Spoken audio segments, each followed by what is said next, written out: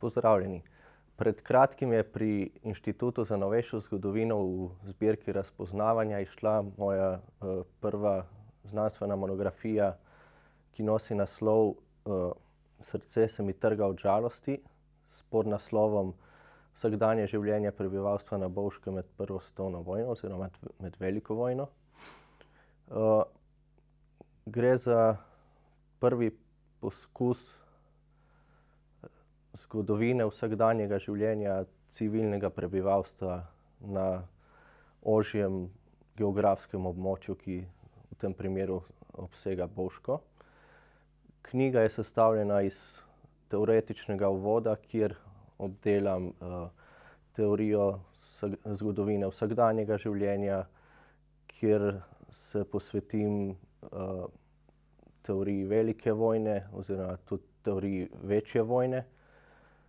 Potem pa tudi dojemanju velike vojne kot totalne vojne.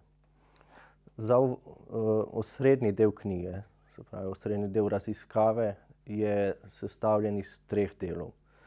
Prvi del se posveča vsakdanjemu življenju na Bovškem v prvem letu vojne, začenši s samim začetkom leta 1914 in do nekje pomladi 1915, se pravi do nastopa vojnega stanja med Italijo in Avstro-Ogrsko.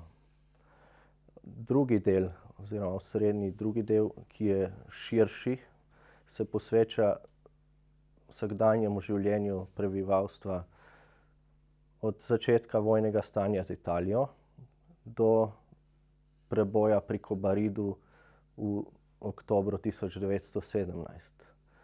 V tem delu se posvečam tako begunski problematiki med prebivalstvom kot življenju v samem zaledju frontne linije, ki je na Bovškem potekala čez samo Bovško polje, torej je samo Bovško dolino prepolovila.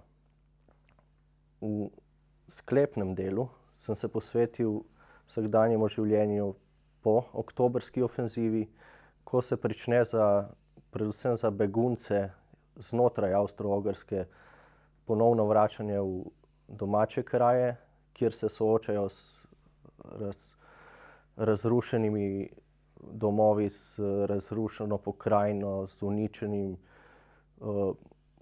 uničeno okolico, ki je povsem predrugačena zaradi posledic vojne.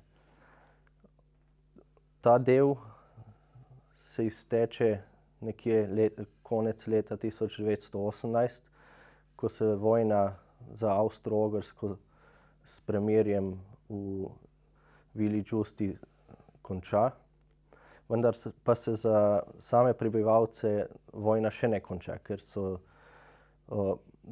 begunci znotraj Italije še vedno izven domačih krajev in se zanje še tekom leta 1919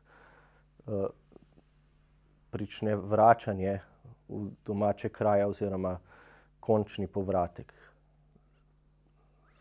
Nekako s letom 1919 napeljujem tudi pogled v prihajajoča leta pod novo italijansko oblastjo, kajti Bovško po Rapalski oziroma Bovško po sporazumu med antantnimi zaveznicami in Italijo po koncu vojne pripade italijanski državi, s tem pa postanejo nekdanji avstro-ogrski oziroma avstrijski državljani Italije in zanje to pomeni neko novo stvarnost oblasti, ki pa do novih državljanov ni tako prijetna. Tudi kažejo se nova protijugoslovanska čustva,